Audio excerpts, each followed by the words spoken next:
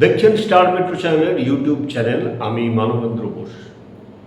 আজকের বিষয়, বিধানসভায় দাঁড়িয়ে রাজ্যের মুখ্যমন্ত্রী ডাহা মিথ্যা কথা বলছেন। বিধানসভার ফ্লোরে দাঁড়িয়ে রাজ্যের মুখ্যমন্ত্রী ডাহা মিথ্যা কথা বলছেন। এ কথা আমি বলছি না, এ কথা বলছেন বিশিষ্ট আইনজীবী বর্ষিয়ান সিপিএম নেতা বিকাশ রঞ্জন ভট্টাচার্য। বলছেন মানবাধিকার কর্মী সুজা ভদ্র। বলছেন আর এক মানবাধিকার কর্মী রঞ্জিত সুর থেকে আরম্ভ করে সায়ন বন্দ্যোপাধ্যায় বলেছেন পশ্চিমবঙ্গ বিধানসভাকে রাজ্যের মুখ্যমন্ত্রী এবং বিরোধী দলনেতা ঋতব্রত বন্দ্যোপাধ্যায় পাড়ার ক্লাবের পরিণত করেছে। অর্থাৎ কী জন্য এই কথা বলছেন তার কারণে আসে। তার কারণ হচ্ছে, আপনারা জানেন সদ্য বিধানসভায় গুন্ডা দমন আইন আনা হবে বলে একটি বিল নাকি পাশ করা হয়েছে 29শে জুন। এবং কি আছে সেই বিলে, অর্থাৎ গুন্ডা দমন আইনে কি আছে? গুন্ডা দমন আইন, অর্থাৎ এই গুন্ডা দমন আইনে আপনাকে সন্দেহ হলেই 1 বছর পর্যন্ত বিনা কারণে, শুধুমাত্র সন্দেহর বশে পুলিশ যদি মনে করে, প্রশাসন যদি মনে করে, আপনাকে 1 বছর পর্যন্ত আটকে রাখতে পারে। এই আওতায় কারা কারা পড়েন? এই আওতায় পড়ে কোনো গোষ্ঠী, রাজনৈতিক কর্মী, অর্থাৎ ব্যক্তিগত কাউকে মনে হচ্ছে প্রভাবশালী ব্যক্তি, যারা এই আইনের আওতায় আসবেন। এবং আরও কি কি ক্ষেত্রে এই আইন কার্যকরী আছে? সরকারি সম্পত্তি নষ্ট, ব্যক্তিগত প্ররোচনায় কারোর জমি সংক্রান্ত বিষয়, শুধুমাত্র অভিযোগ, বললাম না, অভিযোগের ভিত্তিতে, প্রমাণ ছাড়াই এই আইনে আপনাকে অ্যারেস্ট করতে পারে পুলিশ এবং আটকে রাখতে পারে 1 বছর পর্যন্ত। তারপর বিচার হবে।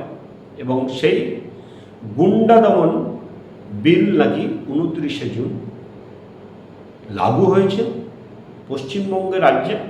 এবং সেই গুন্ডা দমন বিলের আওতায় দেখা গেছে যে বারুইপুর কাণ্ডে যে গণপিটুনি দেওয়া হয়েছিল তাদের একজনকে, এবং সদ্য যে এসএফআইয়ের যে ককরোচ জনতা পার্টি, অর্থাৎ ছাত্র আন্দোলনের নামে যে ককরোচ জনতা পার্টি দিল্লিতে যখন ধর্নায় বসেছিল, আন্দোলন করছিল, সেই আন্দোলন কলকাতার রাজপথেও হয়েছিল। সেই কলকাতার রাজপথে যে বিশৃঙ্খলা তৈরি হয়েছিল, অর্থাৎ তাদেরকে ধরা হয় এবং তাদের গুন্ডা দমন আইন নাকি তাদের সেই আইনেই নাকি ধরা হয়েছে এবং তাদেরকে আটকে রাখা হয়। দেখা যায় তারপরে তারা সকলেই জামিন পেয়েছে। কিন্তু এই নিয়ে হঠাৎ কেন মুখ্যমন্ত্রী শুভেন্দু অধিকারীকে মিথ্যেবাদী বলছেন সকলে? তার কারণ হচ্ছে, এই যে গুন্ডা দমন বিল, অর্থাৎ গুন্ডা দমন আইন নাকি আদৌ পাশই হয়নি। এটা সম্পূর্ণ ভাওতা এবং মিথ্যা কথা, এবং সকলে এই বিষয়ে বিস্তারিত মন্তব্য করেছেন।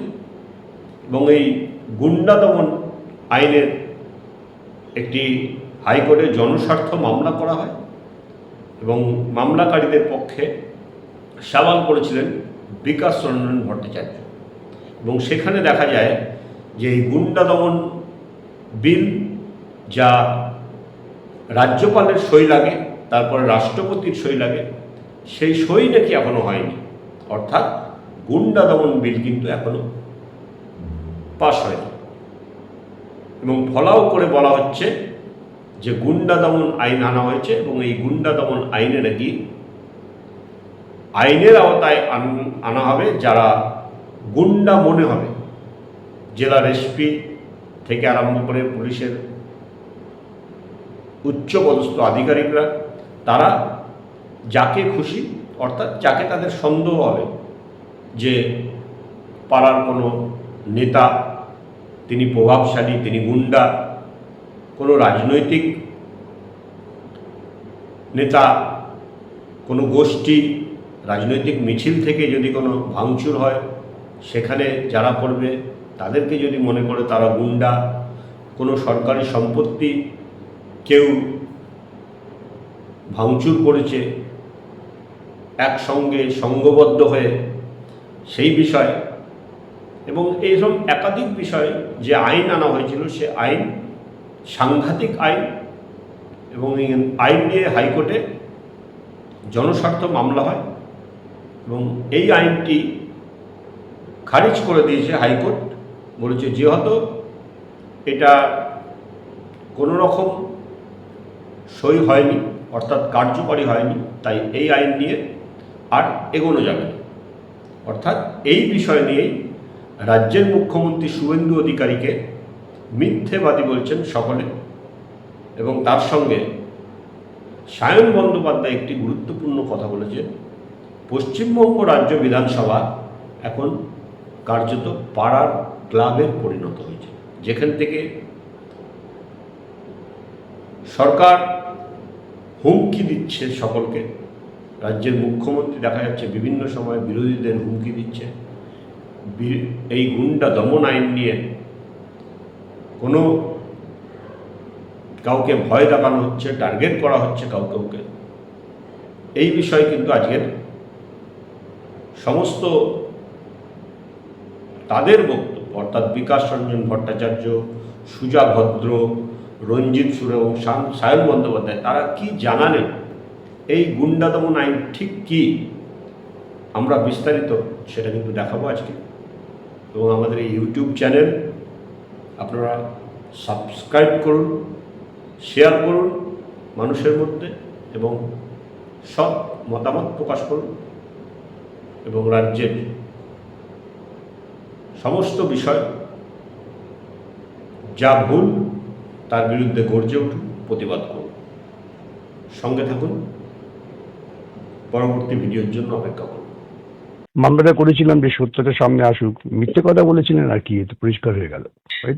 বলছি তো মুখ্যমন্ত্রী মিথ্যে কথা বলতেন, সেটা বোঝা গেল। এটা তো সরকার বারবার ঘোষণা করেছে বিধানসভার ফ্লোরে দাঁড়িয়ে, মুখ্যমন্ত্রী স্বয়ং, যে সোমবার থেকে অর্থাৎ 13ই জুলাই থেকে নাকি গুন্ডা দমন আইন চালু হয়ে গেছে, এবং ধর্মতলায় যে গন্ডগোল হয় তাতে যাদের গ্রেপ্তার করা হয়েছে তাদের গুন্ডা দমন আইনে দেয়া হবে। আমরা তখনই চেক করেছিলাম যে যাদের বিরুদ্ধে মামলা তাদের বিরুদ্ধে গুন্ডা দমন আইন আছে কিনা, দেখলাম নেই, বিএনএস। তারপর যারা মামলা করেছেন এপিডিআর, তারা যখন ওই তারিখেই মামলা করেছেন, 13ই জুলাই মামলা করেছিলেন, তখনই গেজেট নোটিফিকেশন হয়নি।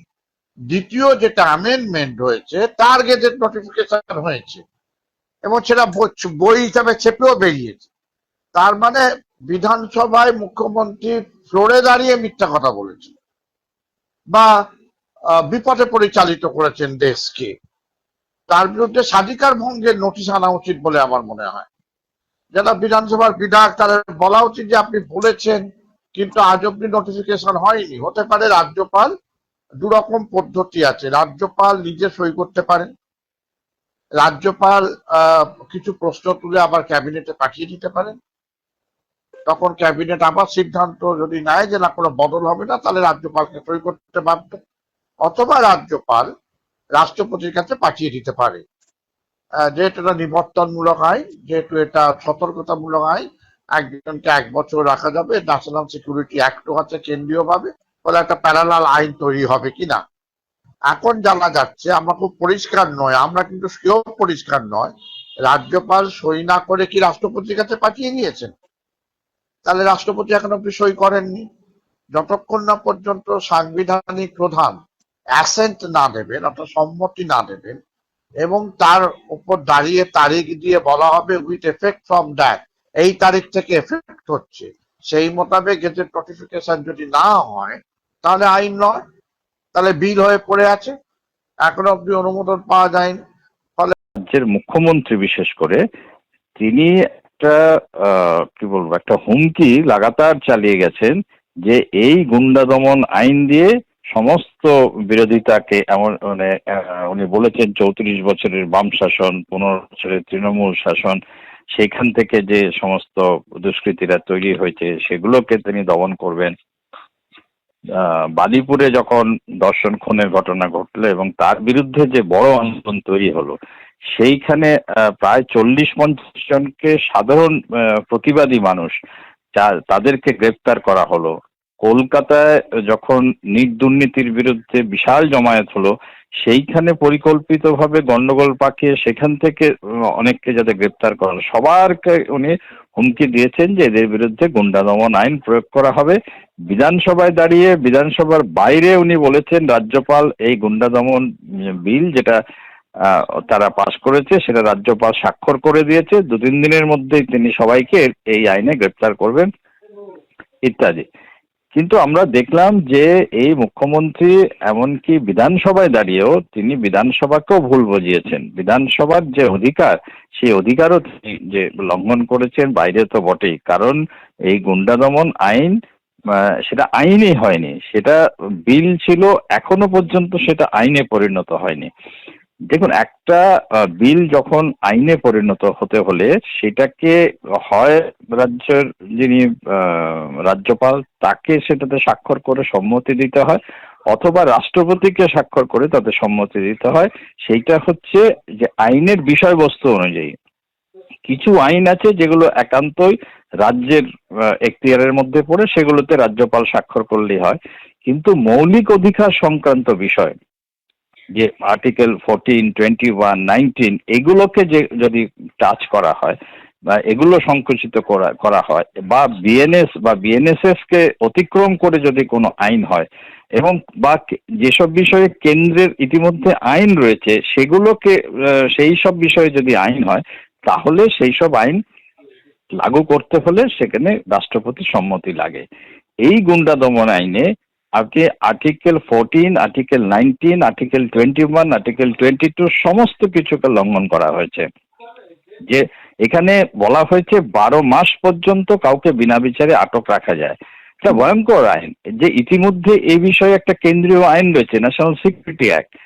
সেই আইন থাকা সত্ত্বেও এখানে রাজ্যে আবার একই আইন করেছে, এবং সেটা তাকে ছাড়িয়ে গিয়েও করেছে যে যাকে ইচ্ছে চায় পুলিশ সুপার বা ডিস্ট্রিক্ট ম্যাজিস্ট্রেট চাইলে কোনো জেলায় ঢুকতে নাও দিতে পারে, জেলা থেকে বের করে দিতে পারে, সম্পত্তি ক্রোক করতে পারে, ভয়াবহ সমস্ত ধারা সেখানে রয়েছে। কাজেই এই যেটা সাংবিধানিক যে অধিকার যেটা সংকুচিত করেছে, যে আমাদের 7ম শিডিউলে যে সংবিধানের যেখানে রাজ্যের ভূমিকা যতটা বলা আছে, অধিকার যতটা বলা আছে, তার থেকে অনেক ছাড়িয়ে গিয়ে তারা এই আইনটাকে করেছে। কাজে স্বাভাবিকভাবে এই আইন শুধু রাজ্যপাল যদি স্বাক্ষর করতেনও তাতেও হতো না, এটাকে রাষ্ট্রপতি স্বাক্ষর করতেই হতো। তো সেই কারণে রাষ্ট্রপতি স্বাক্ষর করলেও এটা সুপ্রিম কোর্টে চ্যালেঞ্জ করলে আমাদের দৃঢ় বিশ্বাস এই আইন ধোপে টিকবে না। অন্যায়ের বিরুদ্ধে শুধুমাত্র কালা কানুন করে এটা কঠোর দমনমূলক আইন করলেই মানুষ প্রতিবাদ থেমে যাবে, এটা হয় না। গুন্ডা দমন বিল এখনো আইনে পরিণত হয়, যেহেতু এটা কনকারেন্ট লিস্টের বিষয়, ফলে রাজ্যপালেরও যেমন সই লাগবে তেমন রাষ্ট্রপতিরও সই লাগবে।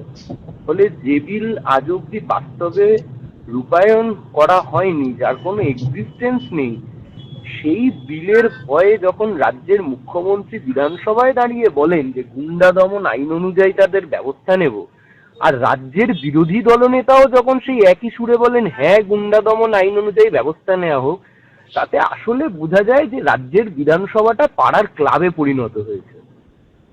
বিধানসভার সর্বোচ্চ 2টি পদ, স্পিকারের পদটি বাদ দিয়েও যদি আমরা ধরি, সেই পদটির মধ্যে যে পদটি থাকে তার একটি হচ্ছে মুখ্যমন্ত্রী, অন্যতম আরেকটি হচ্ছে রাজ্যের বিরোধী দলনেতা। ফলে সেই জায়গা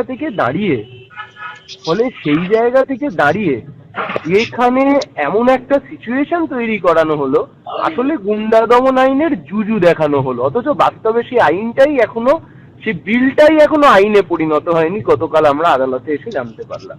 অত্যন্ত দুঃখজনক রাজ্য সরকারের এই আচরণ অত্যন্ত দুঃখজনক।